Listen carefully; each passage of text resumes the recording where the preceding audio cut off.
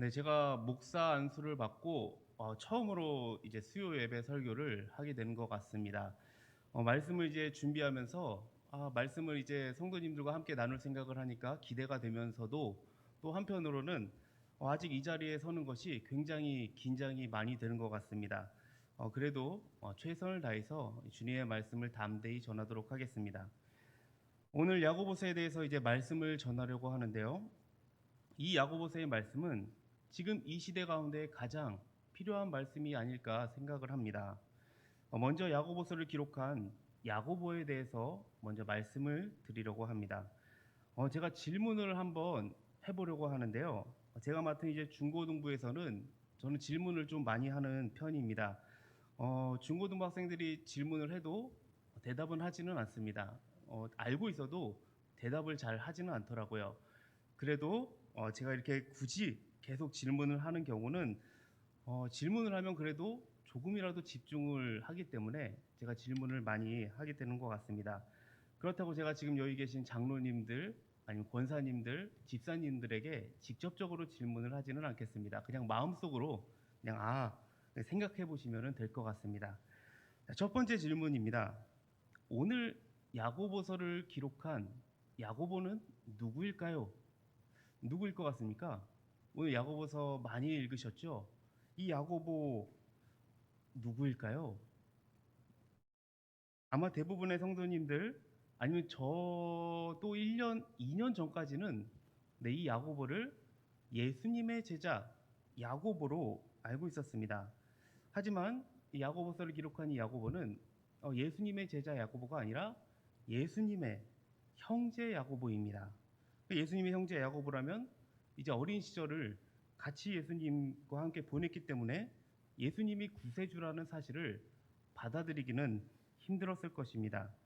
하지만 예수님의 이 십자가 사건과 부활 후에 예수님이 정말 구세주라는 사실을 깨닫습니다. 그리고 변화가 됩니다. 사도행전 15장에 보면 예루살렘 교회에서 상당히 뛰어난 리더십을 가진 지도자의 모습을 보여주기도 합니다. 특히 우리가 잘 알고 있는 기도를 많이 해서 낙타 무릎이라는 별명을 갖고 있죠. 그 정도로 기도를 많이 한 사람이 야고보라고 보시면 될 것 같습니다. 이 야고보가 기록한 당시 상황은 이제 그리스도인들에게 많은 핍박이 있던 시대였습니다. 유대인들로부터 종교적인 핍박이 있었고 또 로마 제국으로부터 정치적인 핍박 그리고 경제적인 어려움도 함께 있었습니다. 이렇게 불안정한 시대 가운데 교회 안에서 그리스도인들이 좀 하나가 돼서 좀 믿음 생활을 하면 얼마나 좋을까요? 그런데 그러지 않았던 것 같습니다. 자신의 유익만을 챙기는 사람이 많았었고 특히 바울의 이신칭의의 은혜를 잘못 이해해서 믿음으로 말미암아 구원을 얻는다는 것을 1차적인 의미로만 해석했습니다. 그러니까 행함은 구원과 아무런 연관이 없다라고 생각을 한 것이죠.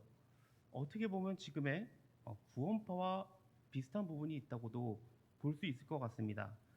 그래서 야고보는 이 서신을 통해서 성도들에게 행함으로 인해 열매를 맺는 믿음을 가르쳐 준 것입니다. 지금 이 시대는 어떻습니까? 이제 종교개혁 이후로 믿음 계속 믿음을 얘기하다 보니까 믿음을 엄청 중요하시고 있지 않나요? 종교개혁 시대야 믿음이 없었기에 오직 믿음이라는 이 믿음을 강조했습니다. 하지만 믿음이 뭘까요?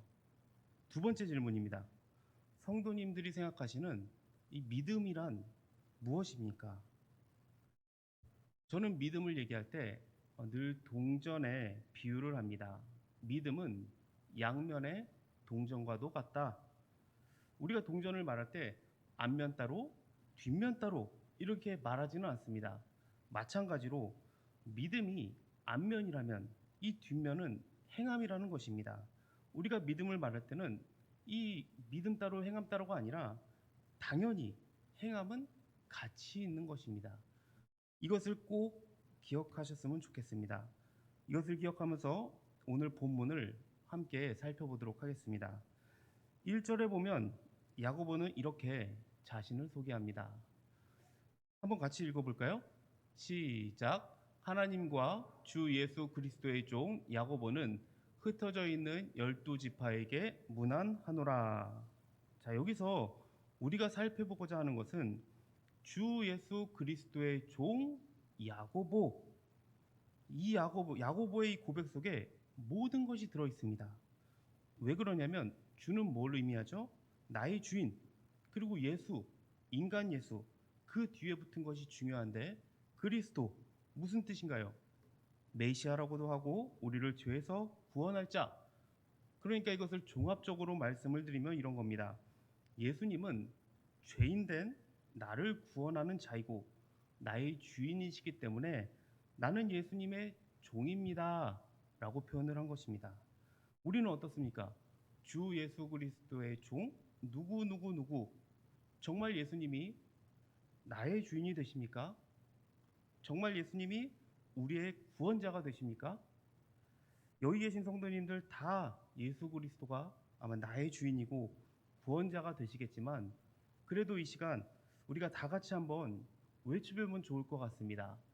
주 예수 그리스도의 종, 그 다음에 자기 이름을 붙이는 겁니다. 한번 같이 이렇게 한번 우리가 고백을 한번 해봤으면 좋겠습니다. 한번 해볼까요? 시작. 주 예수 그리스도의 종 민준기. 그렇습니다. 우리는 누구의 종도 아닌 오직 예수 그리스도의 종입니다. 그렇기 때문에 예수님 안에 묶여 있는 것이 정말 중요합니다. 종이 마음대로, 종 마음대로 하면 어떻게 됩니까? 종 마음대로 하다가 걸리면 맞아 죽기도 하거나 혹은 종이 도망간다면은 붙잡혀오는 신세가 되는 겁니다. 우리 또한 잡혀오는 신세가 되면 안 되겠죠. 우리는 종이기 때문에 예수님 안에만 있으면 됩니다. 그럼 모든 것이 만사 오케이예요. 그런데 다들 이제 신앙생활을 하다 보면 아시겠지만 이것이 정말 어려운 것 같습니다. 예수님 안에 거하는 거 제일 어려운 것 같습니다. 이렇게 야고보는 자기 자신을 하나님과 구원자 예수의 종이라고 말하면서 여러 가지 시험을 만날 때 온전히 기쁘게 여기라 라고 말하고 있습니다. 자, 여기서 세 번째 질문을 들어보도록 하겠습니다. 성경에는 시험이라는 단어가 많이 나오고 있습니다. 시험, 뭘까요? 성도님들이 생각하시는 이 시험은 무엇일까요? 저는 예전에 시험하면 이런 것이 떠올랐습니다. 어, 내가 교회 갔었는데 권사님이 저보고 이제 설거지를 시킨 거예요. 그래서 시험 들었어. 네, 권사님이 나 시켜가지고 나 시험 들었어. 이럴 때 사용하는 시험일까요? 그렇습니다. 성경에 말하고 있는 시험에는 세 가지로 요약할 수 있을 것 같습니다. 테스트, 고난, 그리고 유혹. 예, 이 고난은 뭐 시련이라고도 하기도 하고 어려움이라고도 합니다. 영어로 하면 이제 테스트는 그대로 테스트가 되겠죠. 그리고 유혹은 템테이션, 그리고 시련은 트라이얼이라고 합니다. 첫 번째로 우리가 테스트를 살펴보면 이 테스트는 하나님이 우리를 더욱 단련시키고 세우기 위해서 하시는 테스트입니다. 대표적인 성경 인물이 아브라함입니다. 아브라함이 이 시험을 받았습니다. 이 첫 번째 테스트는 하나님이 인간에게 주는 테스트, 시험이라고 볼 수 있습니다. 반면에 유혹이라는 이 시험, 이거는 사단이 인간에게 하는 시험이라고 할 수 있습니다. 사단이 우리를 넘어뜨리기 위해서 하는 시험인데 성경에서 대표적으로 이 시험을 예수님이 받으셨죠. 예수님이 이 땅에 오셔서 사역하기 전에 처음으로 당한 게 이 사단의 시험이었습니다. 예수님이 사단의 시험을 무엇으로 물리치셨죠? 바로 말씀으로 물리치셨습니다. 마지막으로 이 시련, 어려움의 시험. 네, 이것은 하나님도 줄 수 있고 사단도 줄 수 있습니다. 하나님이 욥에게 어려움의 시험을 주셨듯이 우리에게도 힘든 상황을 줄 수 있습니다. 이렇게 시험을 세 가지로 구분할 수 있지만 굳이 이것을 우리가 막 구별하라고 할 필요는 없습니다. 그냥 이런 시험들이 있구나 정도로 알아두시면 될 것 같습니다. 제가 시험에 대해서 말씀드린 건 하나님의 자녀라면 누구나 받는 것이기 때문에 말씀을 드린 겁니다. 로마서에서 나온 말씀과 같이 내버려 두시는 것이 무서운 것이지 우리에게 시험이 있다는 것은 아버지가 아들에게 훈육과 같이 우리가 기뻐해야 하는 것입니다. 아버지가 이제 우리에게 훈육을 주는 당시에는 기분이 안 좋을 수 있고 아니면 매를 맞으면 아플 수도 있습니다. 하지만 나중에 지나고 나면 아버지가 왜 그랬는지 이제 아버지의 마음을 이해하게 되는 거죠. 마찬가지로 우리는 이 시험을 통해 더 굳건해지고 자라나게 될 것입니다. 그래서 야고보는 시험을 만나거든 기뻐하라 라고 얘기하고 있는 것입니다. 제가 실제적인 예를 한번 들어보도록 하겠습니다. 제가 사역하던 전교에서 게임을 굉장히 잘하는 친구가 한 명 있었습니다. 중3이었습니다. 물론 신앙생활도 열심히 하는 친구였습니다. 이제 게임 대회가 있었던 것 같습니다. 이제 롤이라는 어린 친구들이 많이 하는 게임인데 그 롤 게임을 이제 대회를 나갔는데 잘하는 친구다 보니까 결승까지 이제 올라가게 된 겁니다. 그런데 결승이 하필 주일이었던 겁니다. 결승이 주일이에요. 그러면 이제 그 친구가 이런 생각을 했다고 합니다. 하나님, 왜 저에게 이런 시련을 주십니까? 라는 생각이 들었답니다. 과연 하나님이 그 친구에게 시험을 주신 것일까요? 아니면 사단이 시험을 준 걸까요? 어떻게 봐야 할까요? 이건 하나님이 그 친구에게 시험을 준 것도 아니고 사단이 그 친구에게 시험을 준 것도 아닙니다. 단순히 그 친구가 이런 상황을 만든 거죠. 그냥 게임 대회를 처음부터 안 나가면 되는 거였습니다. 자기도 설마 내가 결승까지 가겠어? 라고 생각하고 나갔다고 합니다. 결승까지 올라갔는데 포기하기엔 또 그렇다는 거예요. 어렵게 올랐으니까 포기는 더 어렵겠죠. 더 재밌는 상황은 분명 자기가 이런 상황을 만들고 하나님뿐만 아니라 사단한테까지 뭐라고 한다는 것입니다. 사단이 나에게 이런 시험을 줬다고. 제가 생각을 해봤는데 사단도 억울할 것 같습니다. 아니 난 가만히 있었는데 자기가 혼자 잘못해놓고 내 탓한다고 말이죠. 그런데 우리가 삶을 살아가다 보면 내가 잘못해놓고 사단을 탓하는 경우가 꽤 많이 있습니다. 사랑하는 동원교회 성도 여러분, 하나님이 나에게 시험을 주시던 아니면 사단이 나를 유혹할 때 혹은 내가 실수했을 때 왜 저에게 이런 시험을 주세요? 왜 저에게만 이런 어려움을 당하게 하십니까? 라는 그런 불만과 불평이 아니라 온전히 기뻐하시는 동원교회 성도님들 되시기를 소망합니다. 마지막으로 우리 4절을 함께 읽어보도록 하겠습니다. 같이 읽어보겠습니다. 인내를 온전히 이루라. 이는 너희로 온전하고 구비하여 조금도 부족함이 없게 하려 함이라. 네, 시험이 올 때에 기뻐하며 인내하라고 합니다. 솔직히 우리가 머리로는 이해가 돼도 막상 시험이 우리에게 닥칠 때 끝까지 인내한다는 것이 쉽지는 않습니다. 제 주변에 취업이 안 돼서 고민하는 청년이 한 명 있습니다. 정말 열심히 준비해요. 열심히 준비하고 기도도 열심히 하는데 매번 취업이 안 되는 거예요. 저도 분명 처음에는 이렇게 얘기했어요. 하나님 뜻이 있을 거야. 조금만 더 우리 믿으면서 기도하고 준비해보자 라고 얘기를 했는데 계속 안 되는 겁니다.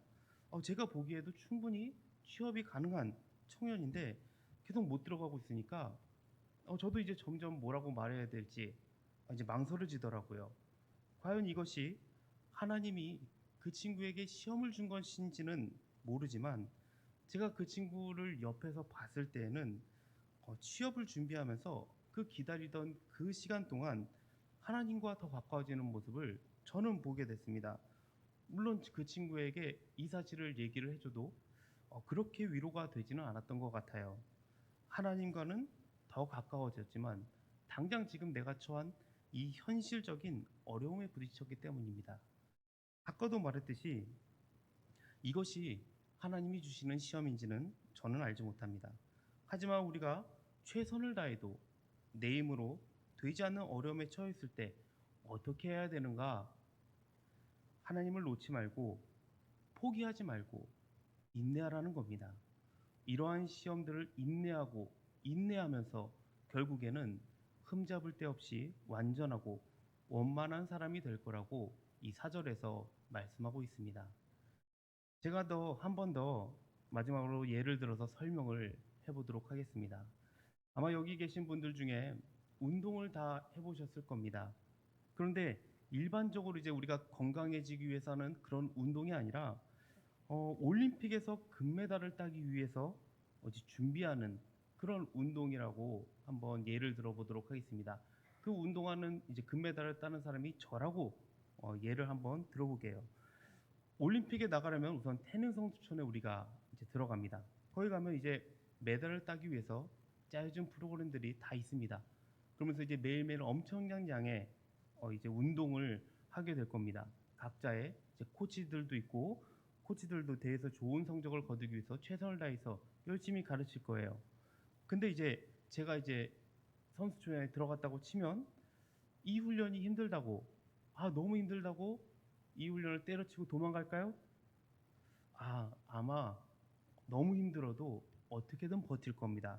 왜냐하면 이 훈련을 견뎌내야 제가 올림픽에서 금메달을 딸 수 있거든요. 그렇기 때문에 어떻게든 버텨낼 겁니다.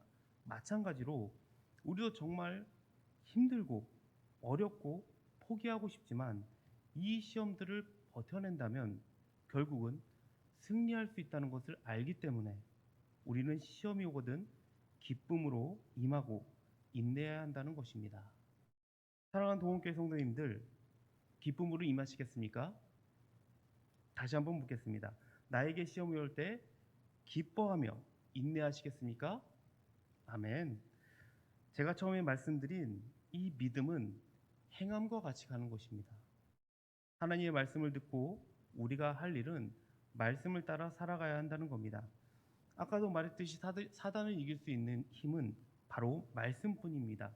우리가 말씀만 읽어서 사단을 물리치는 것이 아니라 말씀대로 내가 살아낼 때에 사단의 시험을 물리칠 수 있다는 것입니다. 중요한 얘기 하나 하고 말씀을 마치도록 하겠습니다. 우리가 말씀을 99%를 믿어도 1%를 내가 노력하지 않는다면 그것은 믿음이 될 수 없습니다. 야고보서에서 말하는 믿음은 행함인데 내가 행하지 않으면 힘이 없어진다는 거예요. 내 안에 힘이 없어진다는 것입니다. 믿고 행하고 인내함으로 온전한 믿음으로 서시기 바랍니다. 이렇게 믿음으로 승리하는 우리 동호교회 성도님들 되시기를 주님의 이름으로 축복합니다. 아멘. 이 시간은 우리가 함께 말씀